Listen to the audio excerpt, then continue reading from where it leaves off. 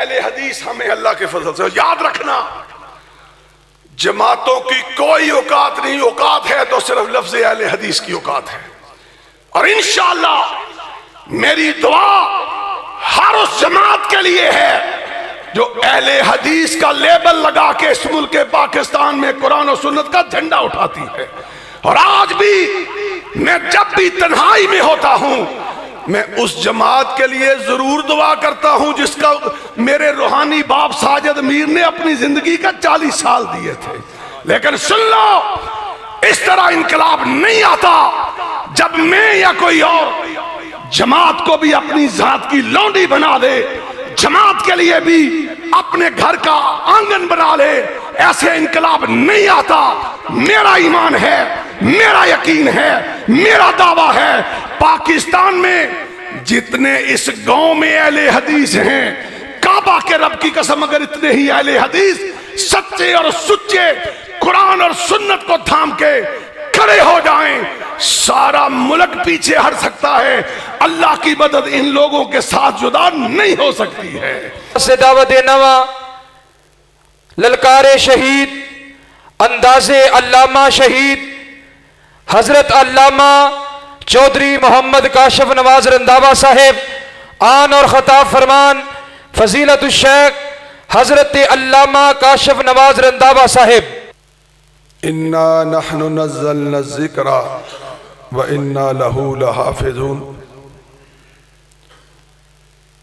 برادر اکبر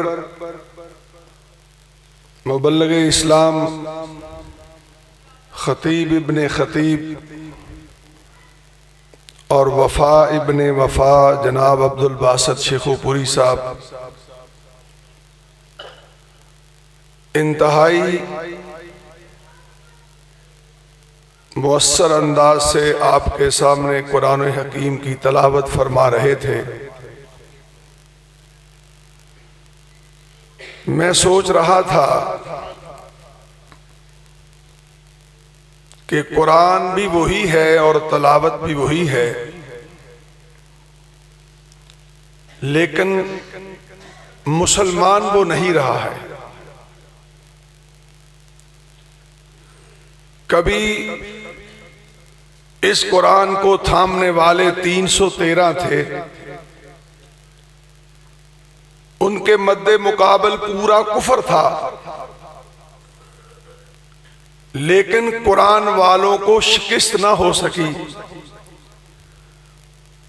اور بدر کے اندر جب ابو جہل کو عبداللہ ابن مسعود نے ذبح کیا تو آسمان والے نے ثابت کر دیا کہ جس کے پاس قرآن ہے اسی کے ساتھ رحمان ہے، اور جس کے پاس قرآن نہیں اس کے ساتھ رحمان نہیں ہو سکتا ہے. آج کیا سبب ہے کہ 313 سے قافلہ چلا تھا اور آج اس کائنات میں ٹوٹل آبادی 8 ارب ہے، اور اس 8 ارب میں 2 ارب قرآن کے ماننے والے ہیں. اگر ایوریج نکالی جائے ہر چوتھا آدمی مسلمان ہے، ہر چوتھا آدمی مسلمان ہے، قرآن کے ماننے والا ہے، احمد مجتبیٰ کے فرمان کے ماننے والا ہے. لیکن حالت کیا ہے کہ اتنا سا اسرائیل ہے اور ہم اس کے سامنے رکوع میں پڑے ہوئے ہیں. حضرات آئیے آج عبد الباسط صاحب یا میں فقیر اور میرے بعد یہ علماء کی جماعت آپ سے ہم کلام ہونے آئے ہیں، تو آپ غیر مسلم نہیں ہیں. اللہ کے فضل سے نہ سنانے والا غیر مسلم ہے اور نہ سننے والے غیر مسلم ہیں. آپ نے کانفرنس کا عنوان رکھا ہے قرآن انقلاب کانفرنس میں سوچ رہا تھا کہ اللہ آج کون سا معاملہ ہے کہ یہ وہی قرآن تھا کہ عمر ابن خطاب کو مسلمانوں کی فوج کے سپہ سالار نے یہ خط لکھ کے بھیجا کہ ہم تعداد میں تھوڑے ہیں، کفر زیادہ ہے، ہمیں فوج چاہیے، لشکر چاہیے اور سپاہی چاہیے۔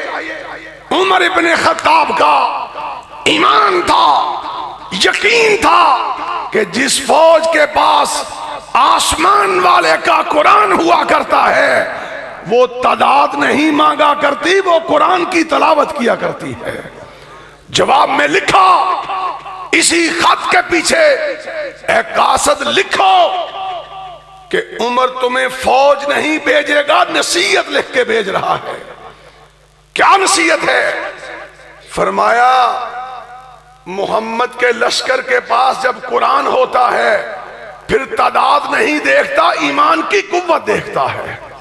قرآن پڑھو اور آج سن لو، کعبہ کا رب گواہ ہے کہ اگر میں اور تو 2 ارب میں شمار ہو جائیں، 30 کروڑ کا پاکستان ہو جائے اور ہماری حالت یہ ہے کہ ہم سمجھتے ہیں مولوی کی جماعت میں جاؤ تو وہ کہتا ہے مجھ سے بڑا 30 مارخہ کوئی نہیں، سیاستدان کے پاس بیٹھو وہ کہتا ہے میں آخری نشانی ہوں دنیا میں، کسی بزنس مین کے پاس جاؤ وہ کہتا ہے مجھ سے بڑا اس کائنات کا کندھا دینے والا کوئی نہیں ہے۔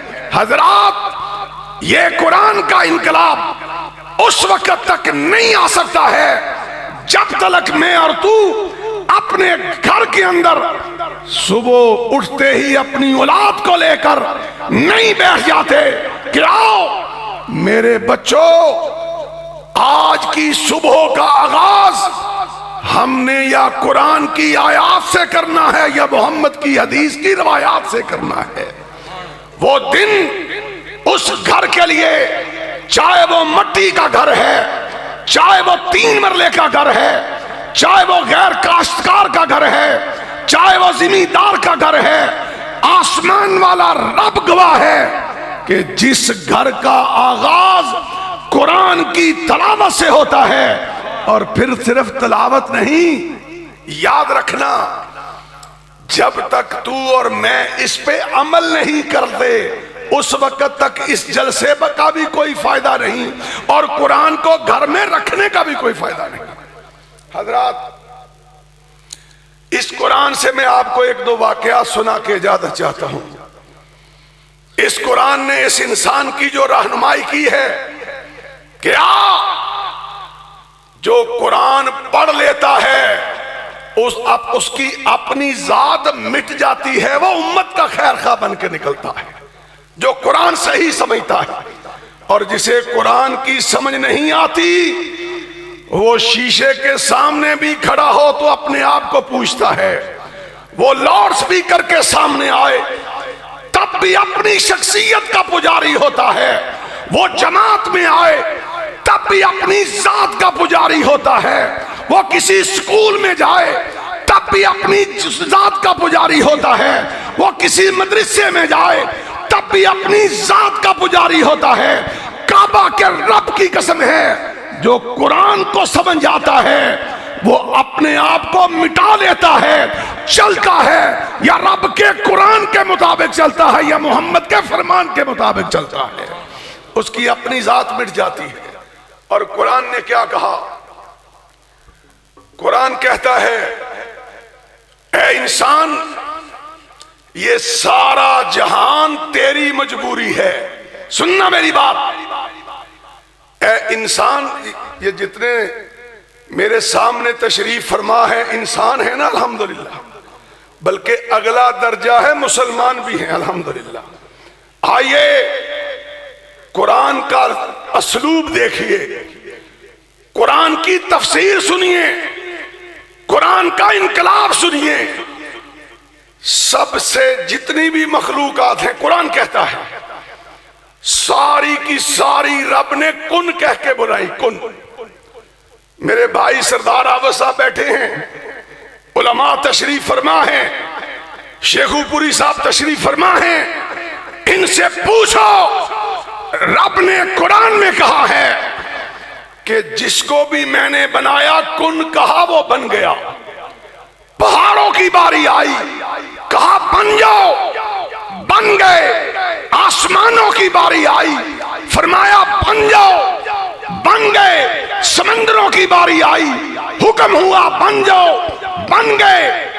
सारी की सारी मखलूकात के लिए फरमाया बन जा, वो बन गई। और इस मस्जिद में आने वालों, सुनने और सुनाने वालों, जब तुम्हारी बारी आई तो कुरान कहता है अल्लाह ने कुन कह के नहीं बनाया, अपने दस्ते मुबारक से बनाया, तुम्हें अपने हाथ से बनाया। और बनाने के बाद फिर फरमाया सुन ले, सारा जहान तेरी मजबूरी है, तू जहान की मजबूरी नहीं है। हाय हाय अजब मामला। कुरान का इनकलाब यह है कि मैं और तू समझ जाएं कि हमें रब ने बनाया क्यों है और बनाया किस लिए है। सबसे बड़ा नुक्ता यह है कि हजरात 8 अरब इंसान है। आफत साहब 8 अरब, 8 का 8 अरब सुबह दिन चढ़ते मर जाए, मर जाए। सूरज तलू होने से पहले सारा फैसलाबाद मर जाए, पाकिस्तान मिट जाए, पूरी कायनात का इंसान मिट जाए। मैं सवाल करता हूं उलमा से भी और अवाम उन्नास से भी कि सारे के सारे इंसान अगर मर जाएं, ए बाबे उठाओ, भाई जी उठो, ये मरण तो पहले मर चले, अगर मर जाएं। और सवाल है मेरा, ए बस्ती वालों, क्या सुबह सूरज तलू होने से इनकार कर देगा? आफत साहब करेगा इनकार? नहीं करेगा। वो अपनी रूटीन के मुताबिक तलू होगा। और साबित हुआ वो इंसान का पाबंद नहीं, रहमान का पाबंद है। और साबित हुआ है वो अपनी जात के लिए तलू नहीं होता, वो तो उस बंदे के लिए तलू होता है जिसके बारे रब ने कहा वत्तीन वज़ैतून वतूर सीनीन वहाज़ल बलदिल अमीन। और फिर फरमाया लक़द खलक़नल इंसान फ़ी अहसन तक़वीम। हज़रात सुनिए, आइए कुरान की तरफ पलट आइए, आओ। और जो कुरान की तरफ अपनी और अपनी औलाद को लेके आता है, आसमान वाला उससे के लिए आसमानों से रहमत के दरवाजे खोल देता है। मस्जिद नबी में मेरे भाई शफीक काशिफ बैठे हैं, बड़े बड़े नूनिये मुस्लिम लीगी वहां मिलते हैं अल्हम्दुलिल्लाह। और मुस्लिम लीगियों को छोड़ो, हाफिज साहब माफी मांग के कहता हूं, जिथे तुसी हो असी भी उत्थे ही हैं, पर हुण सानू कुछ करन दिओ। बड़े बड़े मुल्ला भी मुझे कहते हैं रंधावा साहब तुहानू की होया? मैं क्या हुआ? तुसी ते हुण पंजाब दे वजीरे दाखिला होना सी अगर मरियम ना रहिंदे थे। क्यों छोड़ा? जमात क्यों छोड़ी? मरियम नवाज को क्यों छोड़ा? मैं एक जालिम को पकड़ के नबी के दर के रोजे पे ले गया। मैंने कहा, गुजरांवाला का मेरा दोस्त था सियासी, मैंने कहा भट्ट साहब अल्लाह मुझे इस नबी के झंडे बुलंद करने के लिए मदीने ले आया है, तू मरियम नवाज के दुपट्टे की बात कर रहा है? आजा, ये कुरान की बरकत है। मैंने फैसला किया था मर जाना गवारा है। 5 बच्चे रब ने दिए हैं। ए अल्लाह, सब कुछ लुट जाए, सब कुछ पिट जाए, मेरे मरने से पहले तक ये कुरान के हाफिज हो जाएं। और उसके बाद इनकी जुबान से जब भी बात हो, या रब के कुरान की बात हो या मोहम्मद के फरमान की बात हो, हजरात इसका सुकून इतना है, इसकी राहत इतनी है, इसकी लज्जत इतनी है कि ये वही महसूस कर सकता है जिसके सीने में कुरान है या जिसकी औलाद कुरान की हाफिज है। मैं कह रहा था कि आओ, कुरान कहता है कि याद रखना। और मैं सोच रहा था स्टेज पे बैठा हाफिज साहब की तकरीर में, ہمیں شادی کارڈ ملتا ہے نا، ہمارے فیصل آباد ستارہ والے سب سے بڑے بزنس مین ہیں، ان کی پرسوں شادی تھی، لوگوں نے ان کے کارڈ بغل میں دیے ہوئے تھے کہ جی جوید کے بیٹے کی شادی ہے، کہیں مس نہ ہو جائے، کارڈ ہاتھ میں رہنا چاہیے۔ اور یارو یہ کارڈ بھی مٹ جائیں گے اور شادیوں والے بھی مٹ جائیں گے، سب سے بڑا مالک عرش والا رب ہے، اور جو قرآن تمہیں میرے بھائی نے سنایا وہ تمہارا جنت کا کارڈ ہے، وہ جنت کا کارڈ ہے، یاد رکھنا۔ آسمان والا سن رہا ہے، اٹھاؤ جھولی، اس کے سامنے مسجد سے نکلنے سے پہلے گڑ گڑا کے دعا کرو، اللہ اب زندگی میں کوئی صبح نہ آئے جو نماز کے بعد میں تیرے قرآن کی تلاوت کر کے نہ رہوں۔ یہ انقلاب ہے۔ میں کہہ رہا تھا کہ یاد رکھنا بوجھ بہت اٹھایا ہوا ہے ہم نے، کہ سارے کے سارے مر جائیں، آسمان اسی طرح کھڑا رہے گا، زمین اسی طرح بچھی رہے گی، سمندر اسی طرح بہتے رہیں گے، ہوائیں اسی طرح چلتی رہیں گی، کوئی بھی کائنات میں فرق نہیں آئے گا۔ ثابت ہوتا ہے، قرآن سے ثابت ہوتا ہے کہ انسان یہ سب کچھ رب نے تیرے لیے بنایا اور تجھے صرف اپنی ذات کے لیے بنایا، تو رحمان کے لیے ہے۔ اور جاتے جاتے میں آپ کو آخری بات سنا دوں، قرآن ہمارے ہاتھ میں، اہل حدیث ہمیں اللہ کے فضل سے، یاد رکھنا جماعتوں کی کوئی اوقات نہیں، اوقات ہے تو صرف لفظ اہل حدیث کی اوقات ہے۔ اور انشاءاللہ میری دعا ہر اس جماعت کے لیے ہے جو اہل حدیث کا لیبل لگا کے اس ملک پاکستان میں قرآن و سنت کا جھنڈا اٹھاتی ہے۔ اور آج بھی میں جب بھی تنہائی میں ہوتا ہوں میں اس جماعت کے لیے ضرور دعا کرتا ہوں جس کا میرے روحانی باپ ساجد میر نے اپنی زندگی کا 40 سال دیے تھے۔ لیکن سن لو، اس طرح انقلاب نہیں آتا جب میں یا کوئی اور جماعت کو بھی اپنی ذات کی لونڈی بنا دے، جماعت کے لیے بھی اپنے گھر کا آنگن بنا لے۔ ایسے انقلاب نہیں آتا۔ میرا ایمان ہے، میرا یقین ہے، میرا دعویٰ ہے، پاکستان میں جتنے اس گاؤں میں اہل حدیث ہیں، کعبہ کے رب کی قسم اگر اتنے ہی اہل حدیث سچے اور سچے قرآن اور سنت کو تھام کے کھڑے ہو جائیں، سارا ملک پیچھے ہٹ سکتا ہے۔ اللہ کی مدد ان لوگوں کے ساتھ جدا نہیں ہو سکتی ہے، کیونکہ جہاں قرآن ہوتا ہے وہیں رحمان کا فرشتہ آ کے کھڑا ہو جاتا ہے۔ میں کہنے لگا ہوں کہ آخری بات یہ ہے حضرات، آؤ سچے اہل حدیث بنو، آؤ سچے مسلمان بنو، آؤ سچا قرآن کا ماننے والے بنو۔ آج حالت یہ ہے، حافظ صاحب میں پچھلے دنوں بیت اللہ کے دروازے کے سامنے ایک ہوٹل کی لابی میں بیٹھا تھا۔ ہوٹل کا نام ہے ہلٹن کنونشن، دار التوحید کے ساتھ ہے۔ میرے دوست ساتھ تھے، بہت بڑا شیشہ سامنے لگا ہوا تھا۔ میں نے اپنے دوستوں سے کہا، فجر کی نماز کے بعد کا واقعہ ہے، میں نے کہا ذرا نظر اٹھاؤ، دن چڑھ گیا ہے، سورج طلوع ہو گیا ہے، ہماری جھولیوں میں قرآن ہے، سامنے بیت اللہ کا کالا کمرہ ہے، رب کا گھر ہے، اور قرآن کہتا ہے روئے زمین پہ اگر کوئی ہدایت کا مرکز ہے تو وہ میرا گھر ہے۔ وہ بھی سچا، قرآن بھی سچا، اس شہر میں پیدا ہونے والا امام بھی سچا۔ لیکن نتیجہ کیا ہے؟ نوجوانوں میں آپ سے مخاطب ہوں، جتنے بڑے 7 سٹار ہوٹل ہیں بیت اللہ کے سامنے، حافظ صاحب سارے یہودیوں کے ہیں، سارے یہودیوں کے ہیں، ان کی برانچز ہیں، چاہے موون پک ہے، چاہے ہلٹن ہے، چاہے کوئی اور ہے۔ بدقسمتی یہ ہے اور قرآن کا ماننے والا تو 2 ارب ہو گیا، لیکن آج تک پانی کی بوتل نہیں بنا سکا ہے، آج تک نیل کٹر نہیں بنا سکا، آج تک پلاسٹک کا جوتا نہیں بنا سکا۔ سبب کیا ہے؟ ہم نے قرآن کو چھوڑا، آسمان والے نے ہمیں چھوڑ دیا ہے۔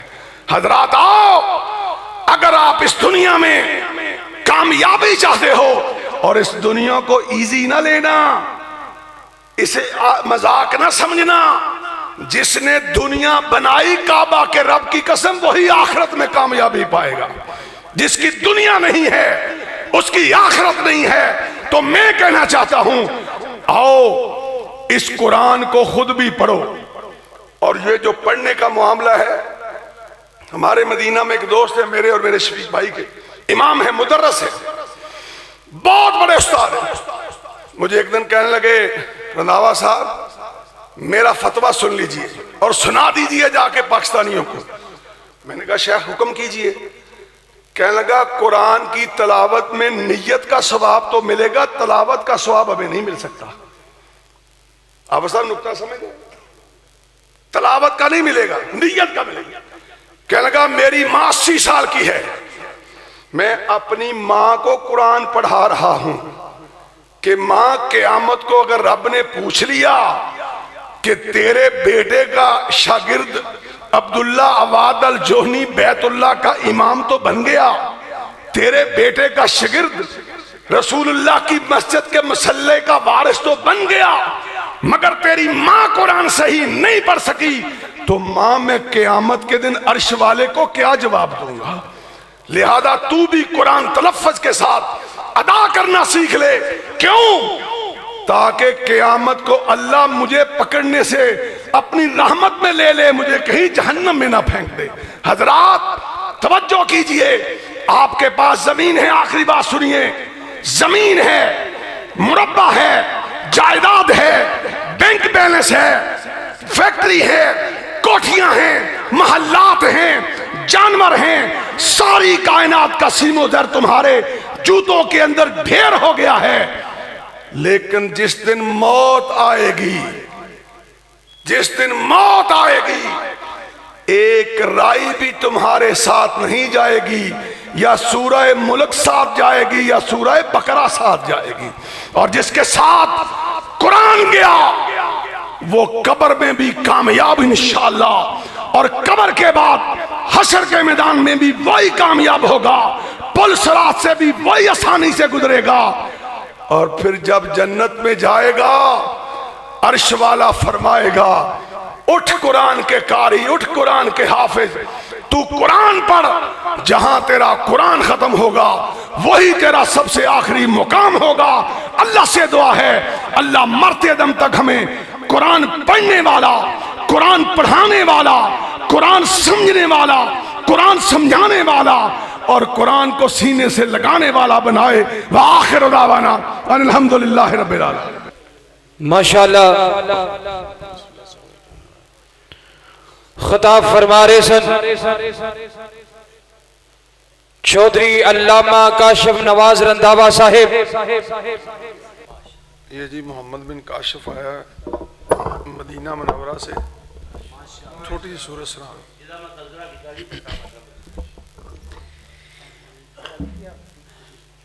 اعوذ باللہ من الشیطان الرجیم، بسم اللہ الرحمن الرحیم، ان بطش ربک لشدید، انه هو يبدئ ويعيد وهو الغفور الودود ذو العرش المجيد فعال لما يريد هل أتاك حديث الجنود فرعون وثمود بل الذين كفروا في تكذيب والله من ورائهم محيط بل هو قرآن مجيد في لوح محفوظ صدق الله العظيم۔